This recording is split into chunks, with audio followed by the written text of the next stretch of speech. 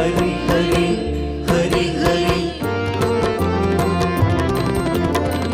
हरि हरि हरि हरि स्मरणं करो हरि चरण कमल ध्यान करो। क्रोध एक प्रकार की विकलांगता है, इसलिए क्रोधित व्यक्ति पर क्रोध करें तो हम भी अपंग समान हुए ना।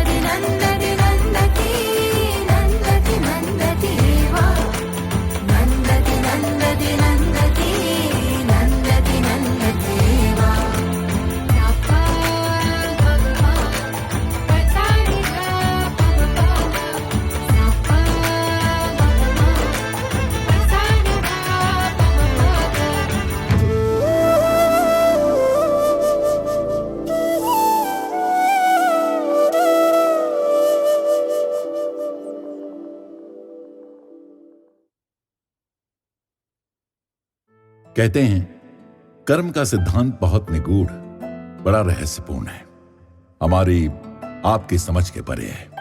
हाँ, सब महात्मा कर्म को योग बनाने पर बल देते हैं, इसमें कोई दो राय नहीं। फल की इच्छा से किया गया कर्म हमें कर्मचारी बनाकर छोड़ता है। फिर चाहे हम उस कर्म को सेवा का लेबल लगा दें, तब भी उससे फल की आशा और कर्तापन का भाव बना रहता है। जब तक कर्तापन बना है तब तक कर्म, कर्ता और कर्म फल बने रहेंगे। जहां कर्म से कर्ता यानी अहंकार बाहर निकला तो वो क्रिया हो जाता है। क्रिया का क्रियाफल नहीं होता। वहां हम कर्मचारी नहीं, कर्मयोगी हो जाएंगे, सच्चे निष्काम सेवक। प्रकृति में हम सूर्य चंद्रमा को देखें, वृक्षों लताओं को देखें, नदियों समुद्र आदि को देखें तो सब दे ही रहे हैं, निरंतर हमारी सेवा में है, लेकिन कहीं किसी में कोई अहंकार, अभिमान नहीं।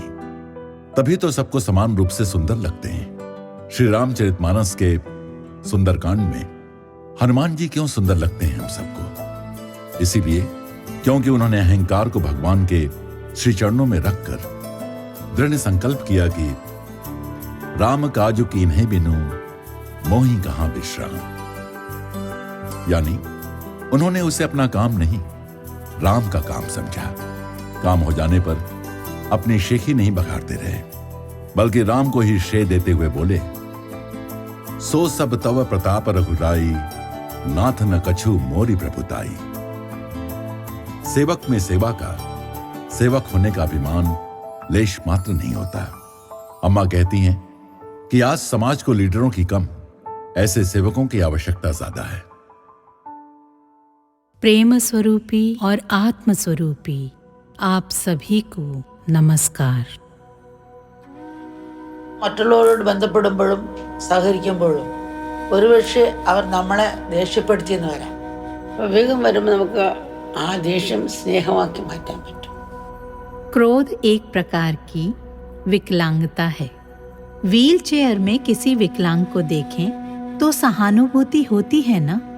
इसलिए क्रोधित व्यक्ति पर क्रोध करें तो हम भी अपंग समान हुए ना। धैर्य से पेश आएंगे तो क्रोधित व्यक्ति को भी सीख मिलेगी कि देखो, मैंने उन पर क्रोध किया, फिर भी उन्होंने धैर्य नहीं छोड़ा। फिर ऐसे विचार एक अंतराल लाएंगे, विचार और वचन के बीच। इसी अंतराल के बीच प्रकाश होता है। अम्मा कहती है ना, भुना हुआ बीज अंकुरित नहीं होता। प्रकाश यानी बोध में क्रोध नहीं उपजता। हम स्वयं को देख सकते हैं। बोध है तो धैर्य भी बना रहता है। एक बड़ी पुरानी भक्त दर्शन के लिए आई तो उसने पूछा, अम्मा, मैं अपना क्रोध कैसे दूर करूं? अम्मा ने कोई जवाब नहीं दिया, उसे पास बिठा लिया। थोड़ी देर बाद पास बैठी बेटी को अम्मा ने बहुत गुस्सा दिखाते हुए कहा, तुम यहाँ किस लिए बैठी हो? किसने कहा तुम्हें यहाँ बैठने को? किसके कहने पर बैठी हो तुम? वो शॉक्ड, अम्मा का ऐसा उग्र रूप देखकर डर गई और थर थर कांपने लगी। निराश, दुखी और भयभीत हो गई। भय से उसके पसीने छूट गए। जवाब देते ना बना। घबरा गई, उल्टा जवाब दे नहीं सकी। सोचने लगी, अम्मा इतनी कुपित क्यों हैं? ऐसा क्या हुआ होगा? समझ नहीं आता। इतनी उल्लसित सी अम्मा के पास बैठी थी वो, जैसे चलते चलते अचानक सिर पर नारियल आ गिरे। मुस्कुराकर अम्मा ने फिर कहा, बेटी, जब तुम्हें किसी पर गुस्सा आए तो अम्मा के क्रोध और उससे हुई निराशा और आघात को याद करना। तुम्हें शास्त्र का ज्ञान नहीं है। पल भर में तुम्हारा विश्वास भी खो सकता है। मनोबल टूट जाएगा। तुम में अम्मा के प्रति क्रोध का भाव या शत्रुता का भाव आ सकता है। अम्मा का कोई शत्रु नहीं, पर तुम में क्रोध, द्वेष या शत्रु भाव जाग सकता है। इसी प्रकार जब तुम दूसरों पर क्रोधित होती हो तो जो अनुभव तुम्हें इस एक क्षण में हुआ, वैसा उन्हें भी होता होगा। यूं ही परेशान होते होंगे। अब क्रोध आए तो तुम अम्मा के भाव को याद करके संयम रख पाओगी। साथ ही तुम दूसरों को क्षमा भी करने लगोगी और धीरे धीरे शांत हो जाओगी, तो उनसे प्रेम भी कर पाओगी। कुछ दिन बाद उसने बताया, अम्मा, दिन में कम से कम 5 बार क्रोधित होने के अवसर आते, भयंकर। तब मुझे अम्मा का वो भाव याद आता तो लगता, मैं क्रोध करूंगी तो अम्मा मुझ पर क्रोधित होंगी। पहले अम्मा का वो भाव याद आता, फिर अपनी निराशा। पहले कुछ दिन तो ऐसा चला, फिर कभी कभी मुझे गुस्सा भी आता, पर क्षमा मांगने की शक्ति भी आ गई। और अब मैं बदल गई हूँ। विवेक हो तो हम क्रोध को भी प्रेम में बदल सकते हैं। विचार जीवी बन सकते हैं, धैर्य हो तो। अभी हम विकार जीवी हैं। विचार कर्म का रूप ले लेते हैं। हमारे विचारों और वचनों व कर्मों के बीच अंतराल नहीं है। कोई आकर हमसे कहे, तुम्हारे मित्र ने तुम्हारी बुराई की, और हम उस मित्र से मिलें तो क्रोधित हो जाते हैं। हमें चाहिए हम धैर्य के साथ उससे पूछें, क्या तुमने ऐसा कहा था? उसके बाद उसका पक्ष भी सुनना चाहिए। लेकिन बिना कुछ सुने मारपीट करना, अपशब्द कहना, एक शब्द भी जीवन भर के लिए रिश्तों में दरार पैदा कर सकता है। किसी के बारे में तुरंत राय न बना लें। सड़क से यात्रा करते समय हम एक बोर्ड देखते हैं जिस पर लिखा होता है, रोड रिपेयर जारी है। आपके धैर्य और सहयोग के लिए धन्यवाद। इसलिए हम गाड़ी धीरे धीरे ही चलाते हैं। एक ही लेन पर भी हम बड़े रिलैक्स होकर शांति से सड़क पर आगे बढ़ते हैं। ऐसा बोर्ड न हो तो हम सोचेंगे, ट्रैफिक चल क्यों नहीं रहा? टेंस, रेस्टलेस होकर हम व्याकुल और फ्रस्ट्रेट हो जाएंगे धैर्य के अभाव में। बोर्ड ने पूर्व सूचना दी, इसलिए हम शांति से चलते जाते हैं। बोर्ड को देखकर हम कितनी भी जल्दी में हो गाड़ी धीमी चलाते हैं। इसी तरह जब हम लोगों से मिलें तो संभवतः क्रोध उनके अप्रिय शब्दों व कर्मों में भी अभिव्यक्त होता हो, तब भी हमें धैर्य बनाए रखना चाहिए। तब समझें, मानो उनके मन में भी रोड रिपेयर चल रहा है, इसलिए धैर्य वांछनीय है।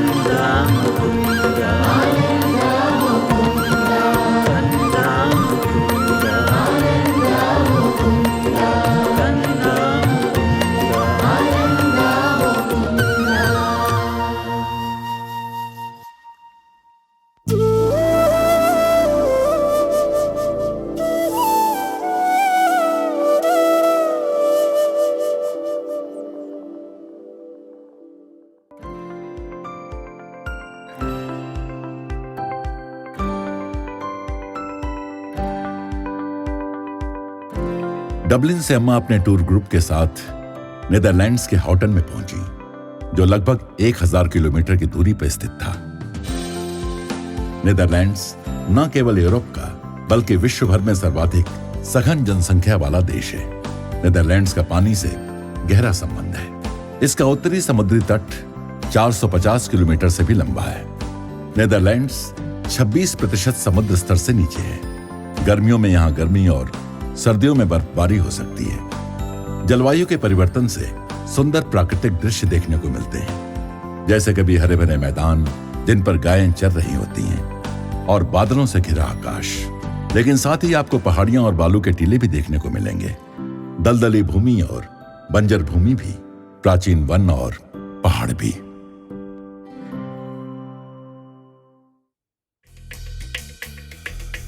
यद्यपि लोगों को तो वही दिखाई देता है जो सार्वजनिक कार्यक्रमों में होता है, लेकिन जब अम्मा हजारों लोगों को दर्शन देती हैं तो पृष्ठभूमि में बहुत सा कार्य हो रहा होता है।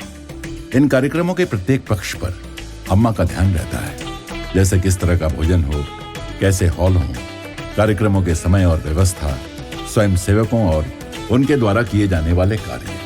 अम्मा के कार्यक्रम में प्रवेश करते समय हम उत्सव और मंदिर दोनों में प्रवेश कर रहे होते हैं, जहां हर पहलू एक दूसरे के साथ इस सहजता से जुड़ा हो कि हजारों लोगों का यथासंभव उत्तम अनुभव रहे।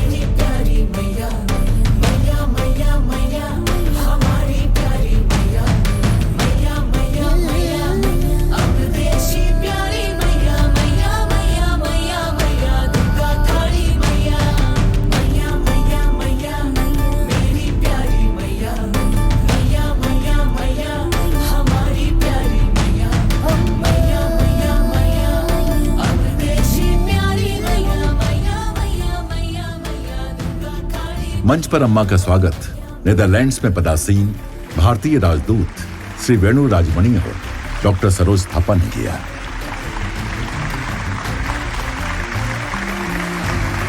आगे चलकर राजदूत ने वहां उपस्थित जनता जनार्दन से अम्मा के विषय में कुछ विचार साझा किए। I come here in reality as just a child at the feet of Amma.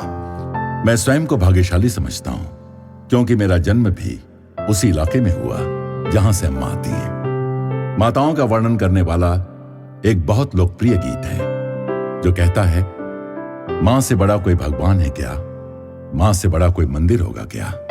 मां का जीवन त्याग का जीवन है जिसे समय मिटा नहीं सकता। मां भगवान का वो रूप है सज्जनों, जो रक्त और मांस का शरीर लेकर हमारे सामने आता है। यूं तो ये गीत सभी माताओं पर लागू होता है, किंतु हमारी इस सकल मानवता की माता पर विशेष रूप से अम्मा जैसे लोग प्रेम व शांति के दूत होते हैं। यही लोग समाज में सदाचार को पुष्ट करते हैं। हम सबका यह कर्तव्य हो जाता है कि हम उनके हाथों को यथाशक्ति सशक्त बनाएं और मिलकर कार्य करें, ताकि एक हिंसा मुक्त विश्व का निर्माण कर सकें।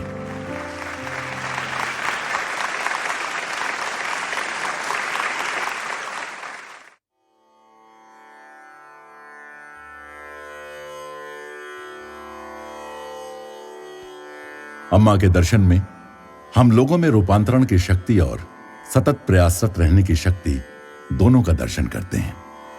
लोगों के पास जो देने को हो वे दे सकते हैं, और अम्मा उनकी प्रतिभाओं को रूपांतरित करके कर्मयोग बना देंगी, जिससे उन्हें ही नहीं समस्त मानवता को लाभ होगा।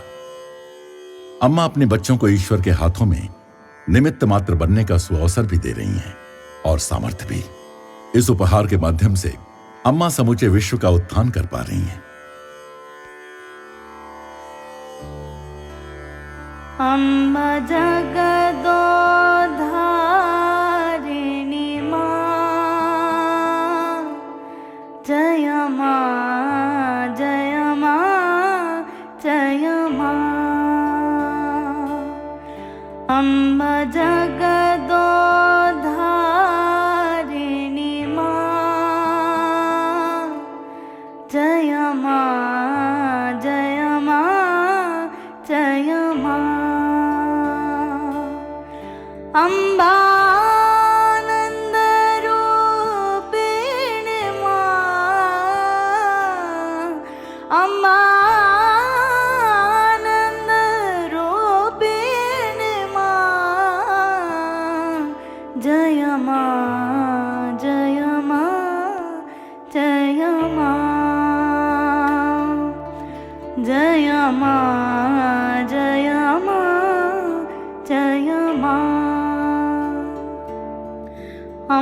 जगदोधारिणी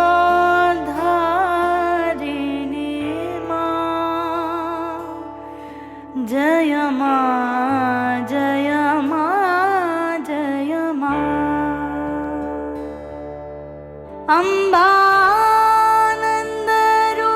अम्बानन्दरूपिणी मां, अम्बानन्दरूपिणी मां, जय मां जय मां। अगली कड़ी में आप तक और लेकर आएंगे हम नीदरलैंड से। जय मां जय मां